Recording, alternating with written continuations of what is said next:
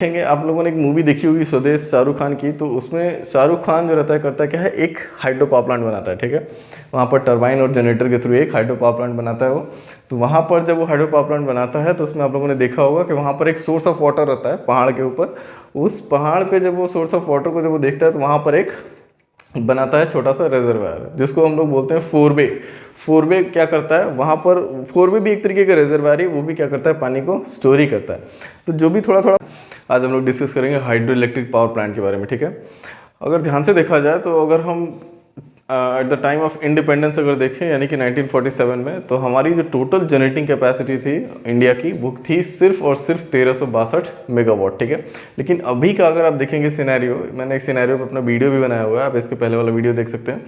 अभी का अगर आप सिनेरियो देखेंगे तो आप देखेंगे वहाँ पर जो टोटल जो इंस्टॉल्ड कैपेसिटी इंडिया में वो है 4,11,649 मेगावाट। ठीक है, यानी कि अगर इस जर्नी को अगर आप देखेंगे इंडिपेंडेंस से, जब हम इंडिपेंडेंट हुए हैं 1947 से 2023 तक का अगर आप डेटा देखेंगे तो करीब 300 गुना ज़्यादा हम लोगों ने जनरेटिंग कैपेसिटी हमने अपनी बढ़ा ली है। ठीक है, इसका सीधा सीधा रिलेशन इससे है कि जैसे जैसे हमारा टाइम बढ़ता जा रहा है वैसे वैसे हमारी पॉपुलेशन भी बढ़ती जा रही है और उसी के प्रोपोर्शन हमारी एनर्जी की नीड भी हमारी बढ़ती जा रही है। ठीक है, तो ये सारी एनर्जी नीड्स हमारी फुलफिल कर कौन रहा है, जितने भी पावर प्लांट्स इसमें इन्वॉल्व हैं, चाहे थर्मल हुआ, हाइड्रो हुआ, न्यूक्लियर हुआ, ठीक है, सोलर हुआ, टाइडल हुआ, बायोमास हुआ, जितने भी पावर प्लांट्स हैं ये सबका काम क्या है, पावर जनरेट करना। ठीक है, क्योंकि एनर्जी की नीड वैसे ही बढ़ती जा रही है। ठीक है, लाइट लोड हुआ, एयर कंडीशनर लोड हुआ, हीटिंग लोड हुआ, सबको क्या चाहिए, इलेक्ट्रिकल एनर्जी चाहिए। और अब इलेक्ट्रिकल एनर्जी की ही बात क्यों करते हैं, हमेशा हम इलेक्ट्रिकल एनर्जी को जनरेट करने की बात करते हैं, उसी को ट्रांसमिट करने की बात करते हैं। जबकि अगर लास्ट में अगर देखा जाए तो अगर हम इलेक्ट्रिकल एनर्जी अगर हम यूज़ कर रहे हैं तो उससे हम यूज़ करके क्या कर रहे हैं, उस एनर्जी को कन्वर्ट ही कर रहे हैं। ठीक है,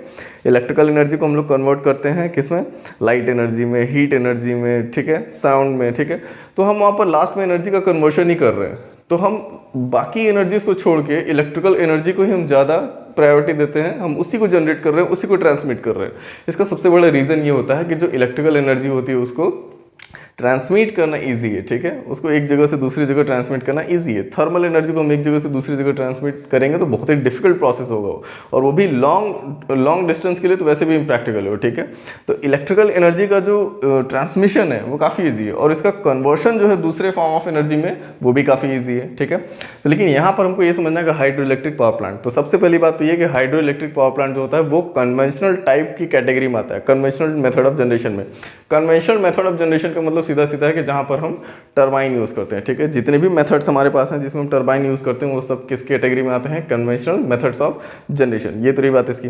अब इसके बाद इसमें जो हाइड्रो पावर प्लांट होता है वो 3 कैटेगरी का होता है। ठीक है, पहला जो होता है हमारा इम्पाउंडमेंट टाइप, यानी कि जो डैम या बैरेज बनाते हैं, डैम बनाकर जो भी हम वहाँ पर इलेक्ट्रिसिटी जनरेट करते हैं उसको क्या बोलते हैं, हमारा डैम बेस्ड यानी कि इम्पाउंडमेंट हाइड्रो इलेक्ट्रिक पावर प्लांट। और दूसरा जो हमारा यहाँ पर आप देख सकते हैं, दूसरा हमारा कौन सा होता है, दूसरा हमारा होता है रन ऑफ रिवर, जिसको शॉर्ट में ROR बोलते हैं, या डाइवर्शन टाइप। तीसरा जो होता है वो हमारा कौन सा होता है, PSH, जिसको बोलते हैं पंप्ड स्टोरेज हाइड्रो, या PHES भी बोलते हैं, pumped hydro electric storage system. ठीक है, ये 3 टाइप के मेथड्स हैं हमारे पास हाइड्रो इलेक्ट्रिक पावर प्लांट में जनरेशन के। ठीक है, जिसमें सबसे जो ज़्यादा प्रिवेलेंट है वो कौन सा है, फर्स्ट वाला, जिसको हम लोग बोलते हैं इम्पाउंडमेंट या बैरेज या डैम टाइप कंस्ट्रक्शन, यानी कि डैम बनाकर जो हम लोग बिजली पैदा करते हैं वो वाला। ठीक है, इसमें तीनों का अपना अलग अलग इंपॉर्टेंस है, सबका अपना अपना एडवांटेज है, सबका अपना अपना डिसएडवांटेज है। ठीक है, तो यहाँ पर अगर हम देखें तो यहाँ पर जो डायग्राम बना हुआ है किसका बना हुआ है, डैम टाइप का बना हुआ है, देख सकते हैं, यानी कि पहली कैटेगरी का, क्योंकि यहाँ पर डैम आपको दिख रहा होगा। ठीक है, तो हमको यहाँ पर समझना क्या है, हमको देखो यहाँ पर समझना है, हमको सबसे पहली चीज़ ये समझनी है हाइड्रो पावर प्लांट की वर्किंग, उस वर्किंग में कितने कंपोनेंट्स इन्वॉल्व हैं और सारे कंपोनेंट्स का काम क्या होता है, जितने भी एलिमेंट्स हैं उसमें उसका काम क्या होता है। ठीक, दूसरी चीज़, जितने भी क्लासिफिकेशन मैंने बताए हैं सब क्लासिफिकेशन के क्या एडवांटेजेस है, क्या डिसएडवांटेजेस है। ठीक है, और सबसे बड़ी बात कि जो हाइड्रो पावर प्लांट होता है उसके एनवायरमेंटल कॉन्सिक्वेंसेस क्या है। ठीक है, उसका एनवायरमेंटल इम्पैक्ट क्या है। ठीक है, क्योंकि बहुत इंपॉर्टेंट है एनवायरमेंटल इम्पैक्ट। तो ये सारी चीज़ों के साथ साथ हम लोग यहाँ पर डिस्कस करेंगे इसकी वर्किंग। ठीक, एक और यहाँ पर कैटेगरी यहाँ पर इसकी डिवाइड की जाती है कि इसको on the basis of capacity के हिसाब से इसको एक और तरीके से कैटेगराइज किया गया है, जिसमें सबसे पहला जो होता है हमारा कौन सा होता है, माइक्रो। माइक्रो का मतलब जो 100 किलोवाट से जो कम की जनरेशन वाले पावर प्लांट्स होते हैं उसको क्या बोलते हैं, माइक्रो हाइड्रो पावर प्लांट्स। फिर उसके बाद 101 किलोवाट से 101 किलोवाट से 2 मेगावाट तक के जो भी होते हैं कौन से होते हैं, मिनी हाइड्रो। फिर उसके बाद 2 मेगावाट से 25 मेगावाट तक के कौन से होते हैं, स्मॉल हाइड्रो। और 25 मेगावाट से जो ज़्यादा बड़े होते हैं उनको बोलते हैं large hydro power plant construction. ठीक है, तो यहाँ पर 4 कैटेगरी होती है हमारी क्वांटिटी के हिसाब से। ठीक है, on the basis of quantity, यहाँ पर आप देख सकते हैं लिखा होगा। तो ये होगी on the basis of category. On the basis of application या कंस्ट्रक्शन 3 टाइप के, इम्पाउंडमेंट, रन ऑफ रिवर, और तीसरा हमारा पम्प्ड स्टोरेज हाइड्रो, और दूसरा कैपेसिटी के हिसाब से 4 क्लासिफिकेशन। ठीक है, अब इसके बाद यहाँ पर वर्किंग समझते हैं इसकी। ठीक है, वर्किंग समझने के लिए सबसे पहले हम वर्किंग समझ रहे हैं, तो वर्किंग समझने के लिए हमको 2 चीज़ें हमको याद रखनी। ठीक है, पहली चीज़ तो ये कि हमारा यहाँ पर क्या है, सबसे मेन पार्ट जो हमारा होता है कौन सा होता है, ऑल्टरनेटर, या जिसको बोलते हैं जनरेटर। ठीक है, जनरेटर का काम है इलेक्ट्रिसिटी प्रोड्यूस करना। अब जनरेटर इलेक्ट्रिसिटी तभी प्रोड्यूस करेगा जब उसको मैकेनिकल एनर्जी मिलेगी, क्योंकि जनरेटर क्या करता है कि मैकेनिकल एनर्जी से इलेक्ट्रिकल एनर्जी में कन्वर्ट करता है। लेकिन उसको मैकेनिकल एनर्जी मिलेगी कहाँ से, यानी कि उसको रेवोल्यूशंस चाहिए, मैकेनिकल रेवोल्यूशंस चाहिए। वो मैकेनिकल रेवोल्यूशंस यहाँ पर देगा कौन, टरबाइन। अब टरबाइन क्यों घूमेगा, और टरबाइन अपने आप तो घूमेगा नहीं, उसको सपना थोड़ी आ रहा है कि अपने आप घूमेगा। तो इसको हम लोग घुमाएंगे कैसे, इसको हम लोग घुमाएंगे प्रेशर से। अब देखो ये जो टरबाइन जो वर्ड होता है ना, इसका एक और नाम होता है प्राइम मूवर। उसका एक और नाम प्राइम मूवर इसलिए होता है क्योंकि प्राइम का मतलब होता है पहले, और मूवर का मतलब मूव कर रहा है, यानी कि प्राइम मूवर। तो ये एक्चुअल में जो टरबाइन रहता है, इसकी जो शाफ्ट रहती है ये जनरेटर से कपल्ड रहती है, यानी कि जो जनरेटर का जो शाफ्ट रहता है और जो टरबाइन का जो शाफ्ट रहता है, दोनों एक ही शाफ्ट पर कनेक्टेड रहते हैं। मतलब जिस स्पीड से टरबाइन घूमता है, जिस स्पीड से टरबाइन रोटेट करता है, जितने आरपीएम पर, उतने ही स्पीड पर हमारा जनरेटर का शाफ्ट भी रोटेट करता है। ठीक है, तो अभी जस्ट मैंने बताया कि टरबाइन का काम क्या होता है, मैकेनिकल एनर्जी प्रोड्यूस करना। ठीक है, प्रेशर से, काइनेटिक एनर्जी से। ठीक है, तो ये जो होता है टरबाइन हमारा, एक्चुअल में यहाँ पर जो हम लोग एनर्जी यूज़ कर रहे हैं, कौन सा एनर्जी यूज़ कर रहे हैं, हाइड्रो एनर्जी। जो वाटर का जो प्रेशर है, उस प्रेशर को हम लोग यहाँ पर यूज़ कर रहे हैं इसको घुमाने के लिए। यही चीज़ अगर हम वहाँ पर देखेंगे थर्मल पावर प्लांट में। ठीक है, तो थर्मल पावर प्लांट में हम लोग करते क्या है, सबसे पहले कोयला जलाते हैं, कोयला जलाने के बाद फिर उसके बाद पानी को बॉईल करते हैं। पानी को जैसे ही बॉईल करते हैं तो फिर वहाँ पर क्या बनता है, स्टीम। हमको पता है कि जो हमारा लिक्विड होता है और जो हमारा स्टीम होता है, लिक्विड की कंपैरिजन में जो हमारा स्टीम होता है उसमें कहीं ज़्यादा एनर्जी कंटेंट होता है, यानी कि उसका जो टेम्परेचर और प्रेशर होता है काफ़ी हाई होता है। तो वहाँ पर हम लोग क्या करते हैं, स्टीम का प्रेशर इस्तेमाल करके इस टरबाइन को घुमाते हैं। लेकिन यहाँ पर हाइड्रो पावर प्लांट में हम लोग क्या कर रहे हैं, वाटर को यूज़ करके इसको क्या कर रहे हैं, घुमा रहे हैं। ठीक है, अब तो देखो सबसे पहले यहाँ पर जो मेन सबसे कॉम्पोनेंट होता है वो क्या होता है, डैम। डैम का मतलब होता है बांध बनाना। ठीक है, डैम बनाने का देखो पर्पस कई सारा हो सकता है। ठीक है, हो सकता है कि डैम हम यहाँ पर बना रहे हैं इलेक्ट्रिसिटी प्रोड्यूस करने के लिए, या कई जगह पर डैम हम लोग बनाते हैं एग्रीकल्चरल के लिए। ठीक है, सिंचाई वगैरह के लिए यूज़ करते हैं। ठीक, या कई जगह पर डैम हम लोग बनाते हैं फ्लड यानी कि बाढ़ वगैरह से बचने के लिए, वहाँ पर डैम का कंस्ट्रक्शन करते हैं। तो डैम जो होता है एक्चुअल में सिंगल पर्पज़ नहीं होता है, उसका जो एक्चुअल में फंक्शन होता है मल्टीपर्पज़ होता है। ठीक है, डैम के कई सारे फंक्शंस होते हैं। तो एक फंक्शन उसमें से ये है कि वहाँ पर इसको यूज़ कर लेते हैं एज अ इलेक्ट्रिसिटी जनरेट करने के लिए। लेकिन ये दिमाग से निकाल देना है कि इसका सिर्फ एक ही फंक्शन होता है। ठीक, इसको कई तरीके से यूज़ किया जा सकता है। इसका मतलब जहाँ भी अगर डैम दिख रहा है तो जरूरी नहीं कि वहाँ पर इलेक्ट्रिसिटी प्रोड्यूस की जा रही है। ठीक है, वहाँ पर डैम बनाया जा रहा है सिर्फ पानी को रोकने के लिए, फ्लड से बचने के लिए, या सिंचाई वगैरह के लिए यूज़ करते हैं। ठीक है, तो यहाँ पर जो डैम बना हुआ है देख सकते हैं, डैम जैसे ही हम बनाते हैं, डैम का मतलब ये होता है ऑब्स्ट्रक्शन, यानी कि जो पानी का फ्लो हो रहा है उसके बीच में एक रुकावट। तो जैसे ही हम डैम बनाएंगे तो जाहिर सी बात है कि जब पानी रुकना स्टार्ट होगा वहाँ पर, तो अगर हम मान लो जैसे कि पानी का फ्लो एकदम कंटिन्यूसली हो रहा है, नदी का फ्लो एकदम कंटिन्यूसली हो रहा है, और लास्ट में जाके एक डैम बना देता हूँ, तो डैम जैसे ही बनाऊंगा तो वहाँ से पानी तो फ्लो होगा नहीं। ठीक है, तो जब पानी फ्लो नहीं होगा तो उसका जो एरिया है, जो वाटर का जो एरिया है वो बढ़ेगा, यानी कि उसका स्टोरेज और बढ़ेगा, एक्सपैंड होगा। ठीक है, उस एक्सपेंशन को जो वाटर स्टोरेज है हमारा, उसी को बोलते हैं रेजरवायर। ठीक है, उसको बोलते हैं रेजरवायर, जिसको हिंदी बोलते हैं जलाशय। और उसको जब आप ऊपर से दिखेंगे, यानी कि उसका जब टॉप व्यू जब आप देखेंगे, यानी कि जब वो फैला रहेगा तो मैप के आकार में दिखेगा, एक प्रॉपर एरिया वो वहाँ पर कवर करेगा ना, तो उस एरिया को बोलते हैं कैचमेंट एरिया। तो जो रिजर्वायर है एक्चुअल में है क्या, वो पार्ट है जहाँ पर पानी स्टोर्ड है। स्टोर्ड इसलिए हो रहा है क्योंकि यहाँ पर हमने डैम बनाया है, डैम जैसे ही हमने बनाया है तो यहाँ पर क्या हुआ, वाटर रुकने लगा तो जाहिर सी बात है इसका लेवल और बढ़ते जाएगा। ठीक है, ये हो गया हमारा डैम। डैम का सिंपल सिर्फ काम क्या है, पानी के फ्लो को ऑब्स्ट्रक्ट करना, यानी कि उसके फ्लो को रोकना। अब जाहिर सी बात है अगर पानी के फ्लो को अगर आप रोकेंगे, इसका लेवल बढ़ता जाएगा ऊपर की तरफ। जब इसका लेवल ऊपर की तरफ बढ़ता जाएगा तो ये जो डैम का जो ये वाला जो पोर्शन है, इस पर जाहिर सी बात है पानी का काफ़ी ज़्यादा प्रेशर लगेगा। ठीक है, तो इसी प्रेशर को हम लोग क्या करते हैं, यूटिलाइज करते हैं। अब दो चीज़ें यहाँ पर देखिए, यहाँ पर पहली चीज़ ये है कि इस साइड जो पानी है, इस डैम के इस साइड जो पानी है वो पानी कैसा है, स्थिर, यानी कि स्टैग्नेंट है। इस साइड जो पानी है स्टैग्नेंट है, लेकिन इस साइड जो वाटर फ्लो हो रहा है उसका नेचर कैसा है, काइनेटिक, यानी कि मूव कर रहा है। तो जाहिर सी बात है यहाँ पर हम क्या कर रहे हैं, हाइड्रो यानी कि पानी के पोटेंशियल एनर्जी को, क्योंकि इस साइड जो वाटर है वो पोटेंशियल एनर्जी के फॉर्म में अपनी एनर्जी को स्टोर करके रखा हुआ है। जैसे ही यहाँ पर हमने उसको रिलीज किया तो किस फॉर्म में कन्वर्ट हो रहा है, काइनेटिक, यानी कि पानी के पोटेंशियल एनर्जी को काइनेटिक फॉर्म में उसको कन्वर्ट कर रहे हैं। और उसी काइनेटिक एनर्जी को हम लोग यहाँ पर क्या कर रहे हैं, टरबाइन रनर पर यहाँ पर इसको दे रहे हैं, तो ऑटोमेटिकली ये ब्लेड क्या कर रही है, घूम रही है। और जैसे ही ये वाटर प्रेशर इस पे जाएगा, ये घूमना स्टार्ट करेगा, तो उसी आरपीएम से हमारा जनरेटर भी स्टार्ट करेगा, ठीक है। और जितनी आरपीएम से यहाँ पर हमारा जनरेटर स्टार्ट रोटेट करेगा, उसी हिसाब से यहाँ पर इलेक्ट्रिसिटी प्रोड्यूस करेगा। तो सिंपल यहाँ पर हमको समझना क्या है कि जो टरबाइन है उसको क्या चाहिए, काइनेटिक एनर्जी, और उसको काइनेटिक एनर्जी दे कौन रहा है यहाँ पर, हाइड्रो प्रेशर, यानी कि वाटर का प्रेशर। वाटर का प्रेशर मिला, ये घूमना स्टार्ट किया, उसी स्पीड से हमारे ये भी घूमना स्टार्ट किया, फर्दर वहाँ पर इलेक्ट्रिसिटी प्रोड्यूस हो गई, ठीक। तो डैम का काम मैंने क्या बताया, पानी के फ्लो को ऑब्स्ट्रक्ट करना, ठीक। अब यहाँ पर जो छोटे छोटे कंपोनेंट्स है उसको समझते हैं क्या होता है, ठीक है। यहाँ पर आप देख सकते हैं इसके एंट्रेंस पर क्या लगा हुआ है, ट्रैश रैक, जिसको इनटेक भी बोलते हैं। इनटेक मतलब जहाँ से पानी का एंट्रेंस, यानी कि जहाँ से पानी अंदर जा रहा है, ठीक है। यहाँ पर जो ट्रैश रैक लगा हुआ है ये एक्चुअल में एक जाली होती है, ठीक है। जैसे जाली टाइप का होता है। जाली का बेसिकली काम क्या होता है, जितनी भी टाइप की जाली आप देखोगे उसका काम होता है फिल्टर करना, ठीक है। यहाँ पर जो हम फिल्टर करना चाह रहे हैं, यहाँ पर क्या फिल्टर कर रहे हैं, जो हमारे कंकड़ पत्थर होते हैं, जिसको डेब्रिस बोलते हैं, कंकड़ पत्थर या बड़ी बड़ी मछलियाँ जो होती हैं, उसको रोकने के लिए यहाँ पर हमने क्या लगा के रखा हुआ है, ट्रैश रैक। ये एक मेटल जाली होती है, ठीक है, मेटल की बनी होती है। एक तो काम इसका ये हो गया कंकड़ पत्थर और बड़े बड़े जो एक्वाटिक एनिमल्स हैं उनको रोकने के लिए, ठीक है। और दूसरा इसका फंक्शन ये होता है कि मान लो जैसे ठंडी के मौसम, यानी कि जब विंटर सीजन में जब यहाँ पर आइस बनने की पॉसिबिलिटी काफ़ी ज़्यादा रहती है, तो आइस भी यहाँ पर अंदर ना जाए, उसको भी ऑब्स्ट्रक्ट करने के लिए हम लोग क्या करते हैं, इसको इलेक्ट्रिसिटी प्रोवाइड करते हैं। तो ये क्या करते हैं, हीटअप होती है। तो जैसे ही हीटअप होगी तो जाहिर सी बात है जो आइस होता है वो मेल्ट हो जाता है। कहने का मतलब ये जो हमारी पाइप है इसमें सिर्फ हमारा पानी ही जाना चाहिए और कोई भी इसमें एक्स्ट्रा चीज़ नहीं जाना चाहिए, क्योंकि कोई भी अगर एक्स्ट्रा चीज़ जाएगी तो जाहिर सी बात है टरबाइन रनर पर जब वो जाएगी तो टरबाइन रनर के ब्लेड को डैमेज कर सकती है, ठीक है। तो ट्रैश रैक का काम क्या है, जितनी भी इम्प्योरिटीज़ हैं, बड़े बड़े एक्वाटिक एनिमल्स हैं, कंकड़ पत्थर, उनको रोकने का काम ये करता है। और विंटर्स के सीजन में वहाँ पर जो हमारा आइस है, आइस फॉर्मेशन होता है, उसको भी रोकने का काम करता है। सिंपल यहाँ पर इलेक्ट्रिसिटी देते हैं तो ये हीटअप होता है, तो वो क्या होता है, मेल्ट हो जाता है, ठीक है।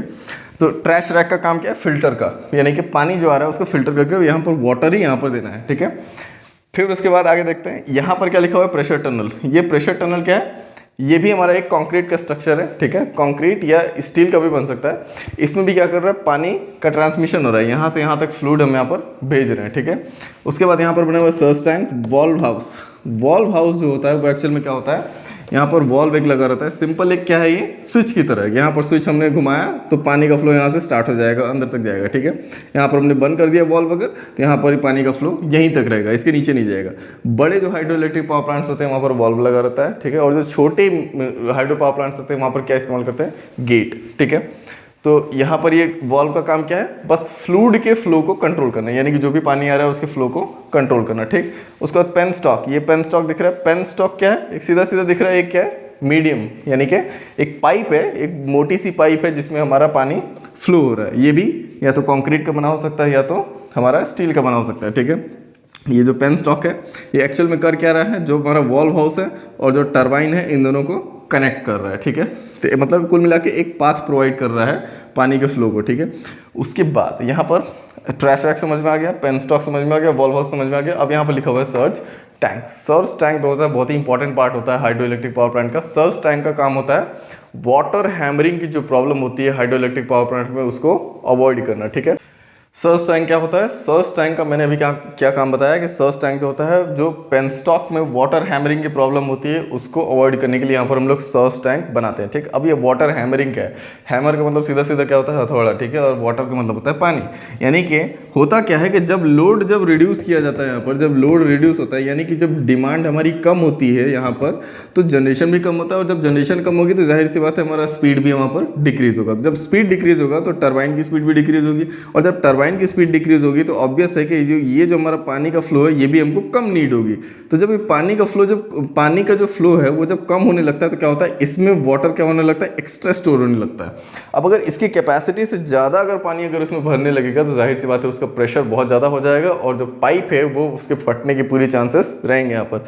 तो वाटर प्रेशर के कारण इसमें कोई डैमेज ना आए पेन स्टॉक में, इसीलिए हमने यहाँ पर क्या बना के रखा हुआ है, सर्ज टैंक। अब ये करता क्या है कि जैसे ही इसमें एक्सेस वाटर इसमें भरने लगता है तो क्या होता है, वो एक्सेस वाटर ऊपर की तरफ एडजस्ट होने लगता है, यानी कि इसमें एक्स्ट्रा वाटर नहीं भर पाता है। जैसे ही एक्स्ट्रा वाटर इसमें भरने की कोशिश करता है तो ऊपर की तरफ ये इसमें एडजस्ट होता है, फिर जैसे ही इसमें कम होता है तो वापस से रिलीज कर देता है। इसका मतलब ये रेगुलेट करता है उस चीज़ को बस, ठीक है।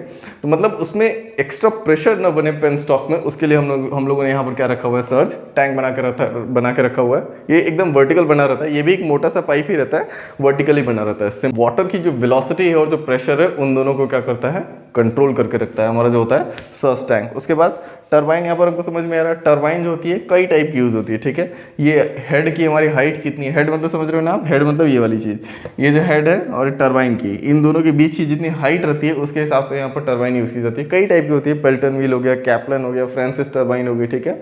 ये हेड के हिसाब से यूज़ की जाती है। यहाँ पर आप देख सकते हैं हेड के हिसाब से वहाँ पर टरबाइन का एप्लीकेशन है, ठीक है। टरबाइन का काम क्या है, टरबाइन का काम है काइनेटिक एनर्जी को मैकेनिकल एनर्जी में कन्वर्ट करना, ठीक, सिर्फ इतना ही काम है उसका, ठीक। और इसका दूसरा नाम क्या है, प्राइम मूवर भी होता है, ठीक है।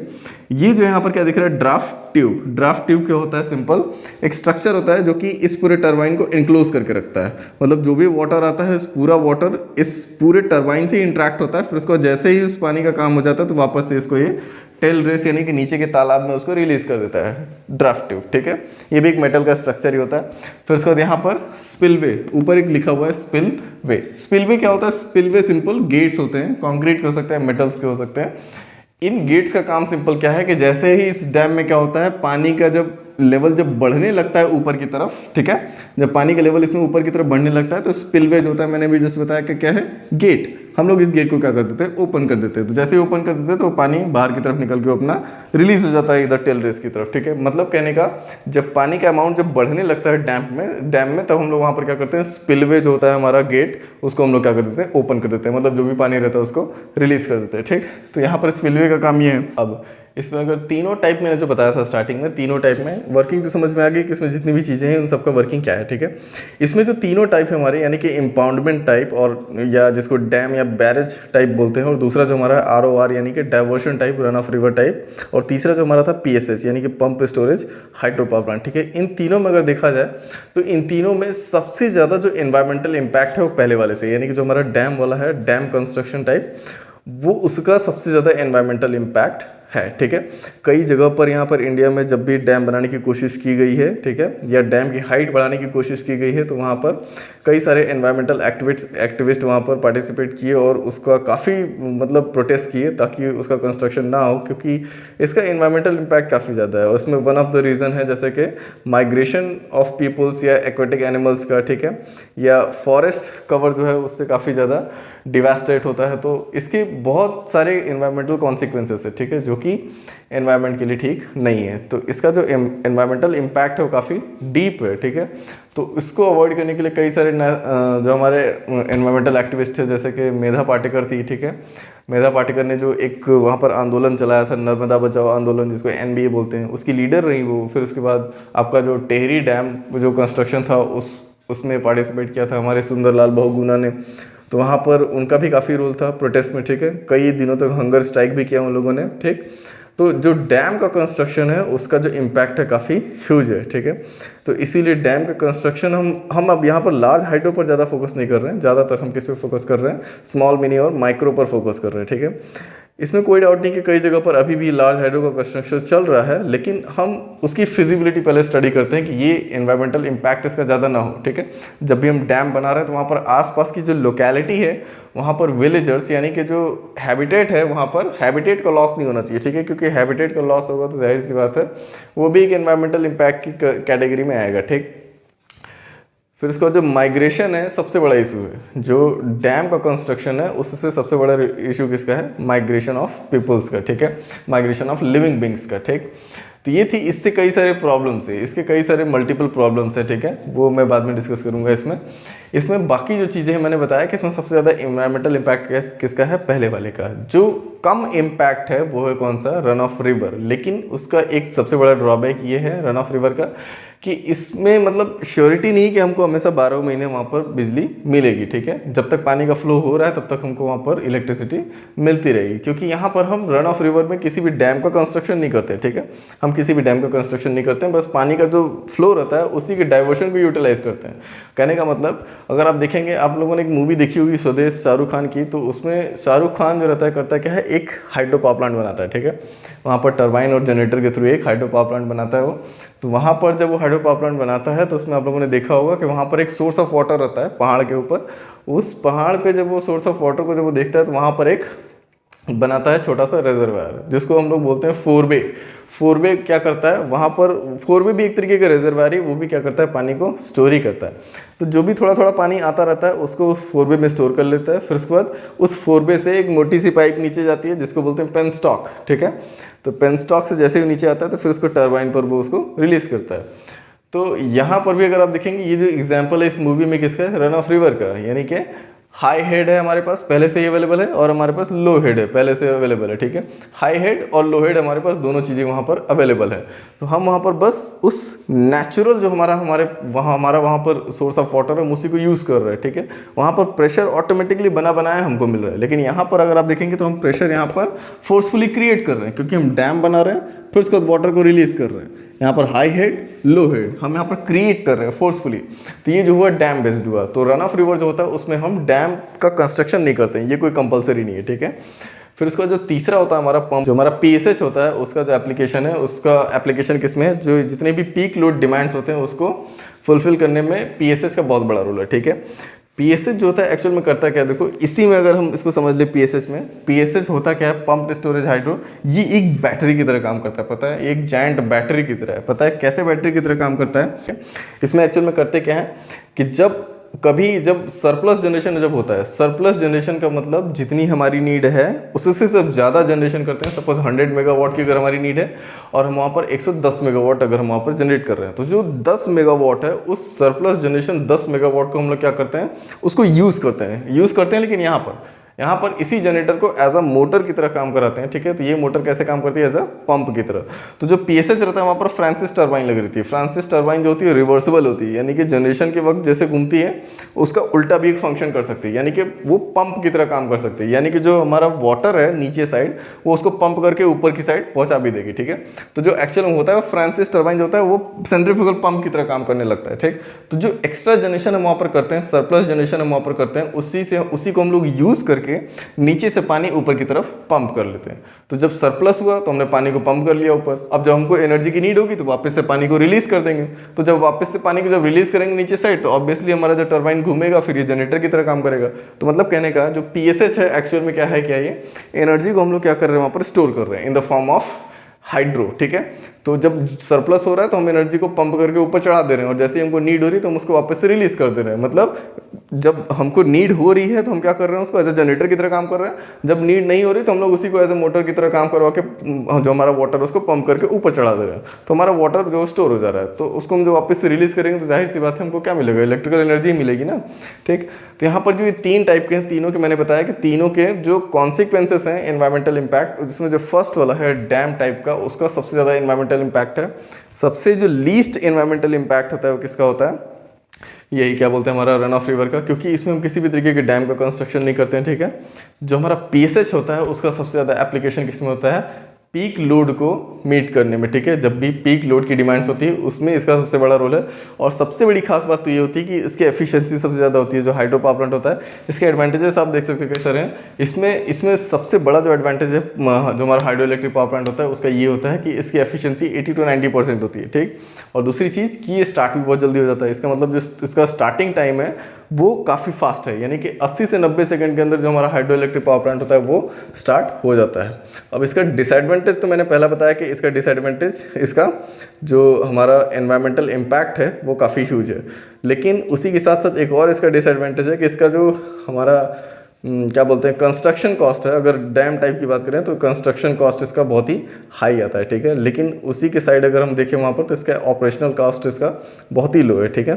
तो इसमें इतनी सारी चीज़ें मैंने भी बताई यहाँ पर, इसका वर्किंग कैसे होता है, ठीक है, इसके क्लासिफिकेशन कितने टाइप के होते हैं, ठीक है, कितनी टाइप की टर्बाइंस यहाँ पर यूज़ करते हैं, ठीक है, और कितने टाइप के यहाँ पर पावर प्लांट्स होते हैं on the basis of capacity, ठीक है। इसके एनवायरमेंटल कॉन्सिक्वेंसेस क्या होते हैं वो हम डिस्कस करेंगे बाद में, ठीक है। तो इसमें ये सब चीज़ें हमको ये याद रखना है कि बस यहाँ पर जो एनर्जी जनरेट हो रही है किस तरीके से हो रही है, वाटर के थ्रू। वाटर को हम लोग सबसे पहले यहाँ पर पोटेंशियल एनर्जी के फॉर्म में स्टोर कर रहे हैं, फिर जैसे ही उसको रिलीज कर रहे हैं तो काइनेटिक एनर्जी के फॉर्म में कन्वर्ट हो रही है, और उसी काइनेटिक एनर्जी को यूज़ करके हम लोग यहाँ पर टरबाइन रनर को घुमा रहे हैं, और तो उसी से हमारा क्या है, जनरेटर कपल्ड है, सेम स्पीड से घूमेगा, जाहिर सी बात है, तो वहाँ पर इलेक्ट्रिसिटी प्रोड्यूस हो रही है, ठीक है। तो इसके बाद भी अगर कोई अगर आप इस वीडियो में अगर डाउट आता है तो आप वो मुझसे पूछ सकते हैं, ठीक है।